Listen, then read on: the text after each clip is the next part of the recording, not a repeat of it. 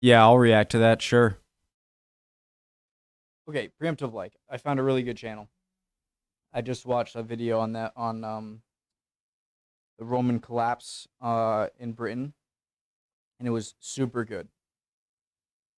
And yeah, great new channel. We're gonna do what if Vikings colonized England.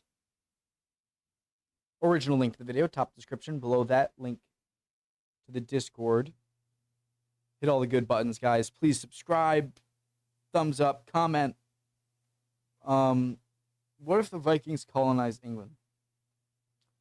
Didn't they sort of? So I was looking up Celts. So like the Celts are like are a collection of Indo-European people, Europe and Anatolia. So that's like the broad term, right? And then I went and there's the Celtic Britons. And it said that there's evidence of like humans being on Great Britain for like 800,000 years, but Neanderthals being there for only 400,000. They confuse. I was just trying to, because this title, it's like, didn't they sort of do that? I don't know. Let's learn. Empire, love it or the British Empire, love it or hate it, few states, if any, have had such a massive impact on world history. From being the home of the Industrial Revolution to having a navy that both figuratively and in reality ruled the waves, Britain's footprint can hardly be overstated. However, all these achievements could have easily not occurred. Let us go 1100 years back in history, when the idea of England nearly got extinguished in its infancy. But before going any further, a moment to thank my patrons who so generously support my content. Your help is much appreciated and helps me stay motivated to upload consistently. Now back to the video. During the 9th century, the ancestors of the modern English people were divided into several squabbling kingdoms. The most prominent of these Anglo-Saxon states were Northumbria, Mercia, East Anglia and Wessex. On the island's fringes lay several Celtic kingdoms, founded by the peoples who inhabited the area long before the Anglo-Saxon settlement and consolidation in the 5th century. However, 800 years had passed since these native groups last ruled the entirety of Britain. By the early 800s, it looked like the Anglo-Saxons were to be the undisputed masters of the island for a long time to come. Looked is the key word here, because none of the Saxon kings and earls in Britain could predict what was coming for them. In 793, a Northumbrian monastery in Lindisfarne got sacked and plundered by a mysterious group of pagan sea raiders. These marauders would later come to be known as the Vikings. Hailing from Scandinavia, mostly from present-day Denmark, these raiders would launch numerous expeditions throughout the British Isles. At first, these campaigns were almost entirely motivated by loot. However, that would eventually change. Okay, guys, I wonder how they interact, like would launch numerous expeditions. The more mainland Germanic people, you know, in modern day Poland, Netherlands, you know, modern day Poland and Germany, how they, like, what relationship did they have with the more, you know, classic Viking, Scandinavian, Nordic, you know, people from modern day Denmark, Sweden, Norway area? There's just so little written stuff about that time. I'd like to know kind of how they interacted with each other. Throughout the British Isles. At first, these raiders would launch numerous expeditions throughout the British Isles. At first, these campaigns were almost entirely motivated by loot. However, that would eventually change.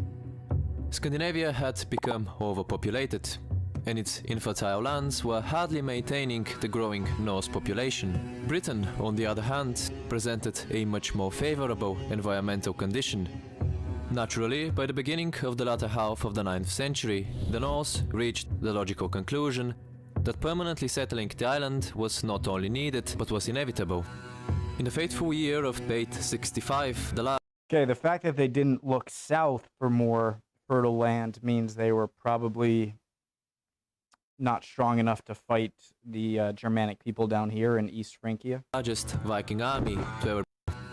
In the fateful year of 865, the largest Viking army to ever be assembled landed on the shores of East Anglia. led by Ubbe, Ivar the Boneless, and Halfdan, all sons of the legendary Viking Ragnar Lodbrok, the Norse army would subjugate nearly every Saxon kingdom on the island. By the year 870, only one English state had remained fully independent. Led by the young King Ethelred and his brother Alfred, the kingdom of Wessex would not give in easily to the Viking attempts on their Saxon land.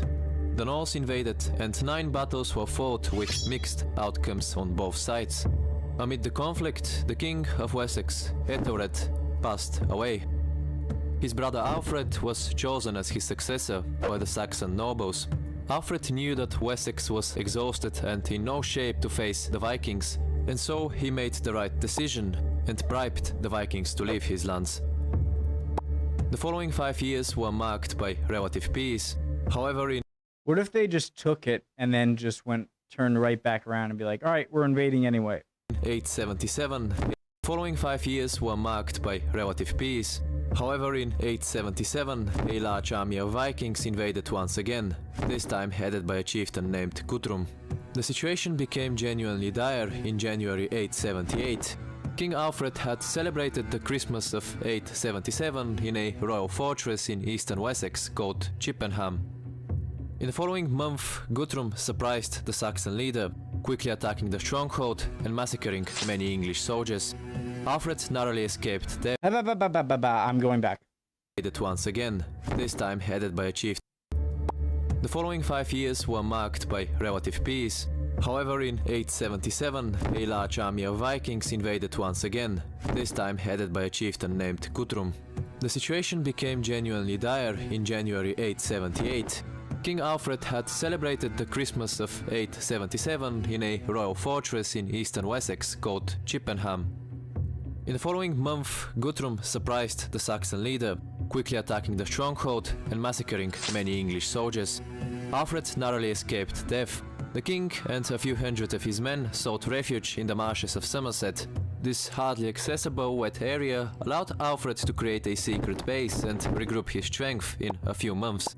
In May of the same year, the King of Wessex confronted Guthrum near a place called Eddington. The Saxons won a decisive victory, and the Vikings had suffered enough to agree to a peace and didn't come back to Wessex for over a decade. Guthrum himself converted to Christianity and returned to his holdings in East Anglia, never to invade Wessex again. The following day, Wow, just think about how history could have changed if Alfred didn't escape to regroup behind the marshes and he got killed by Guthrum in the battle. to his holdings in East Anglia, never to invade Wessex again. The following decade of peace allowed Alfred to strengthen the defenses of the local towns, transforming them into fortresses that became known as burhs. The king also established a system that allowed him to recruit more men than ever. The Battle of Eddington marked the beginning of the rise of England. During the next half a century, Alfred and his equally competent successors, Edward and Athelstan, would take Wessex on the offensive, eventually reconquering the lands captured by the Danes and establishing the Kingdom of England. A scene in the situation at Chippenham that could have easily not been the case. So what if the Vikings had some extra luck? What if King Alfred was captured and executed at Chippenham? How would the fate of Did I not just predict that? Britain and the world change if that was the case? In our alternative timeline, Alfred is executed in 878. Following that, the Vikings easily assail the rest of Wessex. Guthrum would likely not annex the entirety of the Saxon kingdom, but only a chunk of it.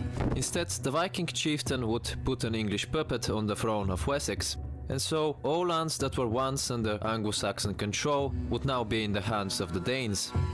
However, these Viking holdings would not be. I was gonna say, isn't it going to be extremely difficult to, even after you defeated everyone, subjugate an entire population that is foreign to you and speaks different languages than you? But obviously that's what, puppets are for. So you can have someone take that, look the part, but still be beholden to you. Be united in any means. 4 distinct Danish states would be formed. East Anglia, which would also hold power over Wessex, a kingdom centered around a region called the Five Boroughs, which would exercise control over most of Mercia, and the Kingdom of York, ruling over most of Northumbria. These principalities would squabble among each other like the Saxon kingdoms before them. The Norwegian Vikings, who held lands in Scotland and Ireland, would also be involved in these conflicts, occasionally capturing York, as they did in reality. Danish settlement would be even more significant in this timeline. Danes and Saxons would mingle, eventually uniting into a homogeneous Anglo-Danish ethnicity. Old English and Old Norse, being somewhat mutually intelligible, would eventually merge into one language. Old Danish influenced English a lot in real history, let alone in this timeline. Christianity will most certainly become the major religion in the so-called Danelaw. Many Norsemen would marry Christian women, meaning that their children would be raised in a Christian way. The Danish aristocracy would most certainly realize that being pagan is a severe obstacle in a continent dominated by Christians. The same applies to the Viking states in Scandinavia, where Christianity would also become the dominant religion. Without the House of Wessex uniting the Saxon lands, the concept of a united England would not really exist. The Danish and Norwegian kingdoms on the island would remain divided throughout the 10th century. The 900s would see Scandinavia consolidate into the three powerful kingdoms of Denmark, Norway and Sweden. Denmark was initially the strongest of these states, first united under King Gorm. The culturally Danish... Isn't this part of Sweden pretty Dane-like to this day, like kind of Danish? Yep, isn't it? Aristocracy in England would likely continue strengthening its ties to their brethren in Denmark, especially with the rise of other outside powers such as Scotland and Normandy. During the early 1000s, the Danish lands in Britain and Denmark would be united under King Svein Forkbeard. King Sven was the first English king of Danish descent in actual history. He managed to gain the support of much of the nobility in England and deposed the English king Ethelred the Unready. However, soon after claiming the English throne, Svein died, leading to a struggle between his descendants and Edmund Ironside, the son of Ethelred. Knut the Great, the son of Sven, would eventually consolidate his rule over England, ultimately creating an empire that ruled over Norway, Denmark and most of Britain. However, the House of Wessex was way too popular to fall into obscurity, and it eventually managed to regain control over England after Knut's death. This would not be the case in our timeline. Succession in the Norse kingdoms was always a messy business, so England and Denmark would not remain united for long. However, both kingdoms remain under the rule of Knut and Svein's descendants. This would likely prevent the Norman conquest of England. William the Conqueror would probably still try to expand his homeland. However, both kingdoms remain under the rule of Knut and Svein's descendants. This would likely prevent the Norman conquest of England. Interesting. I was going to say that it would probably make it easier for the Normans to conquer England, or the Franks, people in modern to conquer England, because I just feel like the force that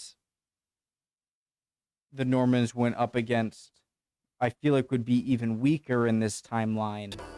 And so would probably take it over even more easily. But that's me forgetting that a big part of the Norman conquest and, culminating in the Battle of Hastings was that, the people in England, I'm forgetting who it was, had to go up to fight a Viking invasion and then make it all the way back down and fight a Norman invasion. And so they don't have to do that this time. All of their focus could be on defending from the Normans. The Conqueror would probably still try to expand his holdings to try and keep his unruly barons content by granting them land. However, this time the Normans would fail, losing against Danelaw, which wasn't in a succession crisis and a war against Norway like England was in actual history. Because the Normans failed to capture the kingdom, no French dynasty would ever come to rule England. This would change a lot in the long run. The Danish kings of Britain would not have large land possessions in France, nor would they have a claim to its throne, preventing centuries of warfare between the French and... That's fascinating. This is a great video, again, and proving, again, solidifying it as a great channel in my eyes. Is that, the problem with all these alternate histories is that the alternate history usually, it banks on one difference this being what if the Vikings colonize England, and then you have to kind of, it's impossible to predict what would have happened between then and that. Like, who knows? Maybe there could have been too much fighting and the Daneland and Britain would have been broken up again. But he's doing a really good job at kind of, stating the obvious and how you can't try and predict every little thing, butterfly effect thing that would happen. But the fact that they would no longer be a Norman conquest of England and then less of a wanting to reclaim parts of France that they thought was theirs. The Danes don't have that, or Vikings, so then that wouldn't have that. It's Anglo-Danes. This would make France stronger and more centralized in this timeline. Such a formidable potential enemy would likely draw Danelaw and Denmark closer to one another, eventually leading to their unification together with Norway and Sweden during the 14th century. While a rising and independent-minded Sweden would likely leave this union, the other kingdoms would remain united. This would lead to the establishment of a mighty Danish North Sea Empire that would be fully capable of challenging France and a rising Spain during the colonial era that was to come. Once again, special thanks to my patrons and to all who sticked around till the end. That was all from me, and I'll see you in the next one. Great video. I'm glad I found this channel. I thought I did subscribe. Awesome video, really interesting. Let me guys know what you think. If you think he had it spot on and you could answer some of my questions like you guys always do, you're awesome. Love y'all. See you next time. Bye.